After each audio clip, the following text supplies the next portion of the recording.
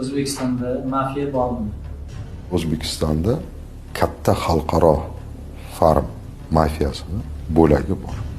Bularga tegsangiz, ularga tegib ketasiz. Ikkinchi mafiya bor, moliya mafiyasi. Dunyodagi mavjud ko'rinmas tizim bor. Boshida MVF o'zi turadi.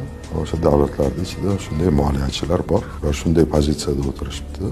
Markaziy Osiyodagi hech bir davlatning kuchi ularga yetmaydi. Ular hamisha daxlsiz bo'lib qoladi. Ular bank operatsiyalaridan va moliyaviy tizimdan shunaqangi foyda ko'rishadiki, undan davlatning ichidagi amaldorlar ham foyda ko'rishmaydi. Ular faqat chetda ko'rishadi.